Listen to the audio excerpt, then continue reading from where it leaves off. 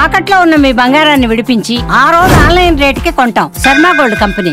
అందరికీ నమస్కారం. నా పేరు మాధురి. మీరు చూస్తుంది సుమన్ టీవీ నెట్వర్క్. ప్రస్తుతం మనతో పాటు లైవ్ కాల్ అందుబాటులో ఉన్నారు జై భారత్ పార్టీ వ్యవస్థాపక అధ్యక్షులు మాజీ సిబిఐ జేడి లక్ష్మీనారాయణ గారు. ఒకసారి ఆయనతో మాట్లాడదాం. యాక్చువల్లీ ఆయన ట్రావెల్లో ఉన్నారు. అయినప్పటికీ కూడా ఇండియాకి పాకిస్తాన్కి మధ్య జరుగుతున్నటువంటి ఈ వార్ నేపథ్యంలో ఒక్కసారి మీ ఒపీనియన్ చెప్పండి సార్ అని అడగగానే ఆయన లైవ్లోకి వచ్చారు. పాపం మాట్లాడదాం. సార్ నమస్తే అండి. నమస్తే నిరుపమ గారు. సార్ ఐఎమ్ సారీ మిమ్మల్ని ఇబ్బంది పెడితే ట్రబుల్ చేస్తే, కానీ మీరు ట్రావెల్లో ఉన్నారు అర్థమవుతుంది. ఆగేదానికి కూడా అవకాశం లేనటువంటి situation I can understand. But మీరు మాట్లాడడం అనేది ఇప్పుడు చాలా ఇంపార్టెంట్ సార్, అందుకోసమే కాల్ చేయాల్సి వచ్చింది.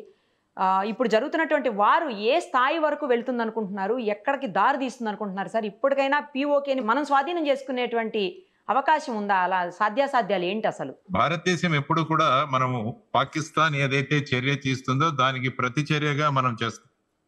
భారతదేశం ఎప్పుడు కూడా ఏ భూభాగాన్ని కూడా ఆక్రమించుకోలేదు ఇంతవరకు.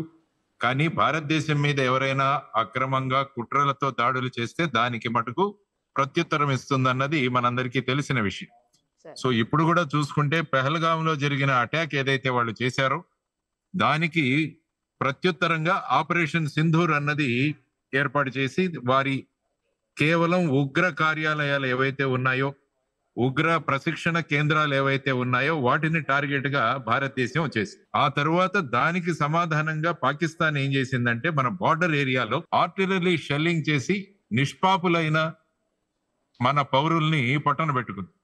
15 మందిని ఆ విధంగా చేయడం, ఆ తర్వాత ఒక 45 మంది గాయాలయ్యారు. సో దీనికి ప్రతిచర్యగా భారతదేశం, ఎందుకంటే అంతకు ముందు ఆపరేషన్ సింధూర్ లో ఎక్కడా కూడా ప్రజలకు నష్టం కలగకుండా, మిలిటరీ ఎస్టాబ్లిష్మెంట్ కు నష్టం కలగకుండా భారతదేశం ప్రవర్తించింది. కానీ ఈ విధంగా పాకిస్తాన్ వచ్చేసి నిష్పాపులైన మన భారతదేశ పౌరుల్ని వాళ్ళు చంపడం అన్నది చాలా ఏహ్యమైన చర్య, క్రూరమైన చర్య. దానికి సమాధానంగా భారతదేశం నిన్న లాహోర్ లో ఉన్న వాళ్ళ ఎయిర్ డిఫెన్స్ సిస్టమ్ ఏదైతే ఉందో దాని మీద అటాక్ చేశారు. మళ్ళా దానికి సమాధానంగా పాకిస్తాన్ వాళ్ళ మిసైల్స్ ని, డ్రోన్స్ ని ప్రయోగించింది. దాన్ని మళ్ళా కౌంటర్ చేయడానికి నిన్న రాత్రి మనం చూసాం. పాకిస్తాన్ లోని ముఖ్యమైన నగరాలు ఏవైతే ఉన్నాయో వాటన్నిటిలో కూడా మళ్ళా డిఫెన్స్ ఇన్స్టలేషన్స్ ఏవైతే ఉన్నాయో అవి టార్గెట్ గా భారతదేశం ముందుకెళ్ళి. ఎందుకంటే ఇందులో ప్రధానంగా మనం గమనించాల్సింది ఏంటంటే SEAD అన్నది ఒకటి ఉంటుంది వార్ లో, అంటే suppression of enemies air defence. Okay, ఇప్పుడు suppression of enemy air defence SEAD. ఎందుకంటే ప్రధానంగా ఇప్పుడు యుద్ధాలు మీరు చూస్తే కాల్బలం లేదు. అంటే మన సోల్జర్స్ వెళ్ళి, ఇన్ఫాంట్రీ సోల్జర్స్ వెళ్ళి అటాక్ చేయడం అన్నది ఈ ప్రస్తుత విధానంలో ఎప్పుడూ చూసినా కూడా యుద్ధ విమానాల ద్వారా క్షిపణులను వాడుతూ, అంటే మిసైల్స్ ను వాడుతూ, తర్వాత వచ్చేసి డ్రోన్లను ఉపయోగించడం ప్రస్తుతం ఉన్న వార్ఫేర్. మీరు ఇజ్రాయెల్, హమాస్, లెబనాన్ లో జరుగుతున్న యుద్ధాలు చూసినా కూడా అక్కడ కూడా స్ట్రైక్స్ అన్ని కూడా missiles, air strikes, drones. Even Russia Ukraine మధ్య జరుగుతున్న యుద్ధంలో చూసినా కూడా అక్కడ కూడా ఇదే సిద్ధాంతాన్ని వాళ్ళు అమలు చేస్తుంది. సో భారతదేశం కూడా అదే విధంగా మన ఫైటర్ ఫ్లైట్స్, సుఖోయ్ కావచ్చు, రఫేల్ కావచ్చు, తర్వాత వచ్చేసి మెరాజెస్ కావచ్చు, వీటిని తర్వాత మన DRDO డెవలప్ చేసిన S-400 సిస్టమ్ ఏదైతే ఉంటుందో శత్రువుల యొక్క మిసైల్స్ ని, డ్రోనుల్ని గుర్తించి వాటిని వెంటబడి వాటిని ధ్వంసం చేయడం అన్న సిస్టమ్, ఇదన్నీ కూడా మనం డెవలప్ చేసుకున్నాం. కాబట్టి వాళ్ళ F-17 విమానాలు కూడా మనం JF-17 2 విమానాలు కూడా కూల్చామన్నది మన సమాచారం. ఆ తర్వాత చైనీస్ వాళ్ళు తయారు చేసిన మిసైల్స్ చాలా వాటిని పాకిస్తాన్ కుట్రపూర్వకంగా ఏం చేసిందంటే ప్రజలున్న ప్రాంతాల్లో వేయడానికి ప్రయత్నించింది. అంటే సివిలియన్ క్యాజువాలిటీ కోసం, అంటే మన డిఫెన్స్ ఎస్టాబ్లిష్మెంట్ కోసం కాదు, కానీ సివిలియన్ ఎస్టాబ్లిష్మెంట్స్ మీద, ప్రజల మీద వేయడానికి చేస్తే వాటన్నిటిని కూడా సక్సెస్ఫుల్ గా మనం చేయగలిగాం. సో ఇందులో ప్రధానంగా మనం అభినందించాల్సింది మన డిఫెన్స్ ఫోర్సెస్. ఏ విధంగా అత్యంత యాక్యురసీతో ఒక్క మిసైల్ కూడా భారతదేశానికి చేరకుండా ఆ విధంగా ఆకాశంలోనే వాళ్ళు దాన్ని కొట్టేసి వాటిని అన్నింటినీ కూడా నిర్వీర్యం చేశారు. ఇది మన డిఫెన్స్ ఫోర్సెస్ యొక్క యాక్యురసీ. తర్వాత ముఖ్యంగా మనం ఉపయోగించిన ఆకాశ్ మిసైల్స్ ఏవైతే 45 నుంచి 60 కిలోమీటర్ల రేంజ్ లో మనం ఉపయోగించామో, మళ్ళా ఒక్కసారి డాక్టర్ అబ్దుల్ కలాం గారిని గుర్తు తెచ్చుకోవాలి మనం ఈ సందర్భంలో. ఎందుకంటే ఆయన మనకు అగ్ని, నాగ్, ఆకాశ్ ఇలాంటి ఎన్నో మిసైల్స్ ఆయన తయారు చేసిన మహానుభావుడు. సో ఆయన తయారు చేసిన మిసైల్స్ ఈ రోజు ఎంత చక్కగా మనకు ఉపయోగపడ్డాయంటే ఇవన్నీ కూడా మనం మాట్లాడుకోవాలి. తర్వాత వీటిని ముందు నేనున్నానన్న భరోసా ఇస్తున్న మన ప్రధాని గారు నరేంద్ర మోడీ గారు. ఎందుకంటే ఆయన ఒక్క రోజు కూడా విశ్రాంతి తీసుకోకుండా ఆయన విదేశీ పర్యటనలు చేస్తుంటే కొంతమంది దాని మీద కూడా వ్యాఖ్యానించారు.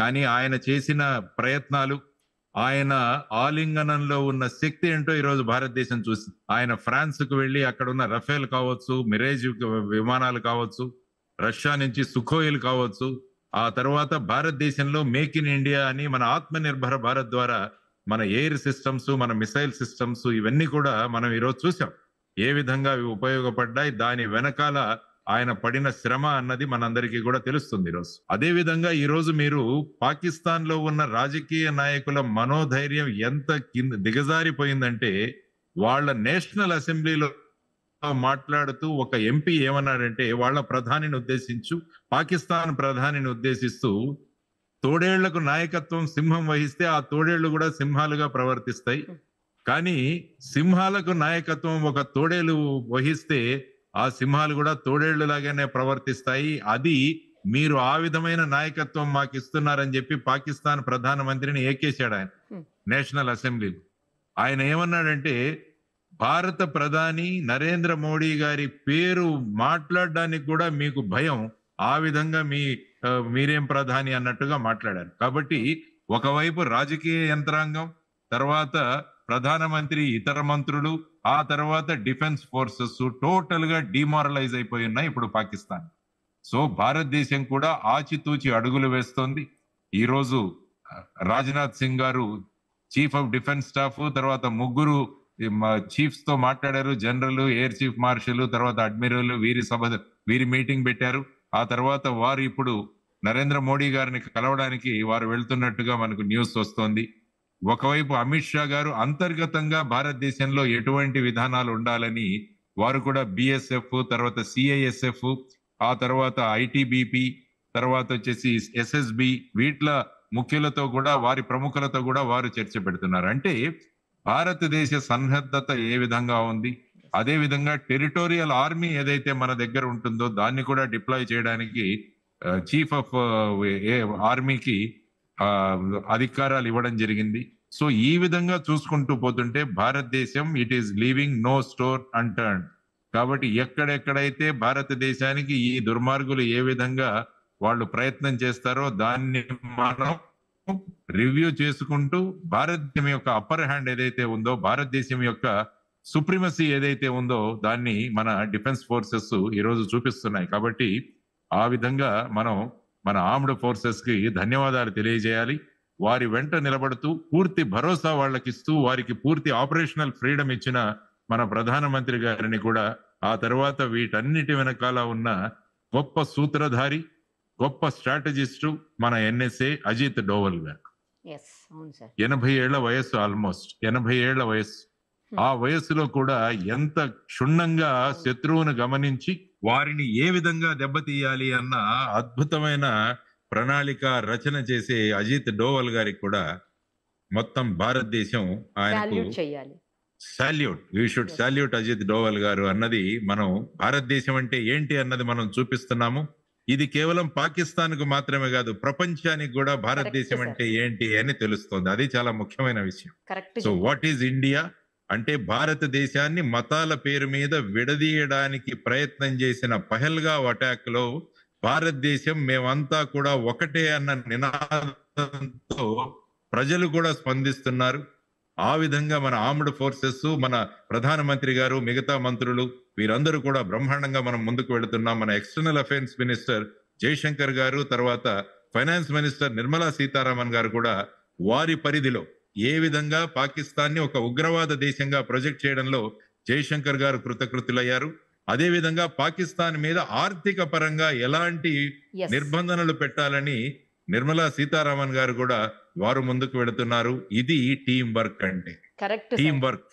కరెక్ట్. టీం వర్క్ ఎలా జరుగుతుందంటే టీం నాయకుడి మీద టీం వర్క్ ఆధారపడి Yes. ఉంటుంది. Yes. మన టీం నాయకుడు ఏదైతే లీడర్ ఉన్నారో నరేంద్ర మోడీ గారి అద్భుతమైన నాయకత్వంలో దేశం బ్రహ్మాండంగా ముందుకు వెళుతోంది అన్నది నా రియాక్షన్. మీరు పిఓకే గురించి అడిగారు, పాక్ అవును. ఆక్యుపైడ్ కాశ్మీర్ అవును. గురించి ఇప్పుడు ఏమి చేయాలి, Hmm. వేచి చూద్దాం.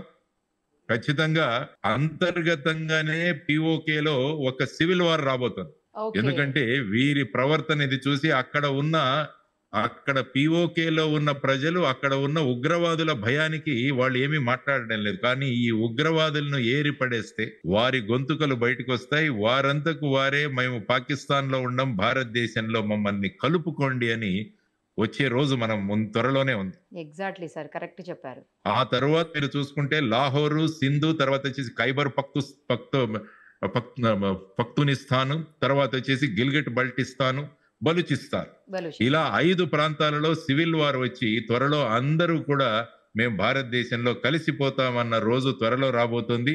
మనం ఏదైతే అఖండ భారత్ ఏదైతే మాట్లాడుతున్నామో అది కూడా సాక్షాత్కరిస్తుంది త్వరలో అన్నది మనం నేర్చుకోవాల్సిన అంశం. ఎందుకంటే వాళ్ళ నుంచి రావాలి.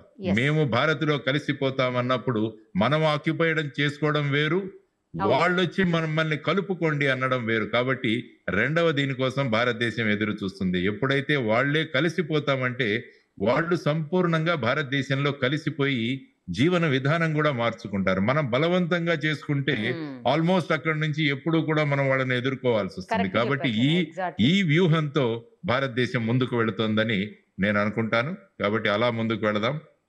అది నిరుపమ గారు. That is my reaction. Sir final గా ఒక్కటే క్వశ్చన్ సార్, ఏంటంటే 2 మహిళలతోటి ఆపరేషన్ సింధూర్ స్టార్ట్ చేశారు. అది అలా కొనసాగుతూ సక్సెస్ఫుల్ గా ముందుకు పోతోంది.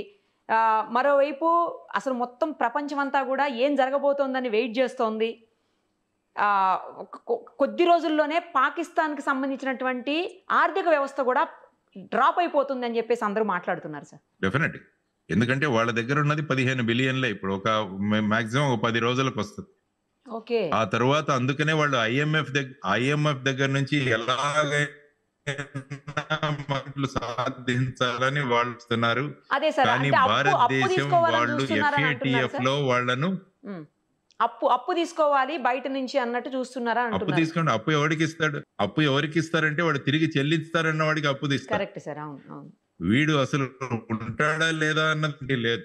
కాబట్టి ఇలాంటి వాళ్ళకి అప్పు ఎందుకు ఇస్తారు? తర్వాత భారతదేశం కూడా financial action task force FATF లో కూడా దీన్ని గ్రిలో పెట్టండి అని చెప్పి కూడా బ్రహ్మాండంగా మనం ముందుకు తీసుకెళ్తున్నాం. కాబట్టి రేపు అప్పు పుట్టదు. శ్రీలంకలో ఏదైతే చూసామో ఆ విధమైన అంతర్గత సంక్షోభం పాకిస్తాన్ లో రాబోతుంది.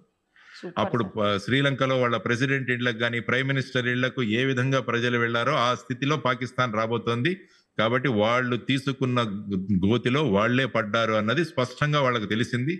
సో ఆ విధమైన వ్యూహంతో, యుద్ధ వ్యూహంతో భారతదేశం ఒకవైపు యుద్ధ వ్యూహం, ఒకవైపు స్ట్రాటజిక్ ప్లానింగ్. అంటే ఎదుటి వాళ్ళని మన చర్యలతో భయపెట్టడం అన్నది ఒక పర్ఫెక్ట్ కేస్ స్టడీ ఎవరైనా చేయాలంటే మన భారతదేశం అనుసరిస్తున్న యుద్ధ నీతి, తర్వాత చాణక్య నీతి, ఇది మనం నేర్చుకోవాల్సిన అంశం ఈ తరుణంలో. రైట్ సార్, చాలా థ్యాంక్స్ సార్. మీరు ఇంత బిజీ స్కెడ్యూల్లో పక్క ఫ్లైట్ టైం అయిపోతున్నా కూడా ఆపి మరి మీరు మీ ఒపీనియన్ తెలియజేశారు. ఎందుకంటే ఇది అందరం ఈ భారతీయులం కాబట్టి రక్తం ఉప్పొంగిపోతున్నటువంటి సమయం ఇది. ఎట్టి పరిస్థితుల్లో భారత్ తగ్గకూడదు, అది నీతిగా నిజాయితీగా గెలవాలి, ఎవరికి పబ్లిక్కి ఇబ్బంది పెట్టకుండా అని అందరి మనసుల్లో ఉంది సార్. మీరు కూడా అదే ఒపీనియన్ షేర్ చేశారు. Thank you sir, thank you so much. Thank you. నమస్తే. సుమన్ టీవీలో మీ పర్సనల్ అండ్ బిజినెస్ ప్రమోషన్స్ కోసం కింది నెంబర్కి కాంటాక్ట్ చేయండి.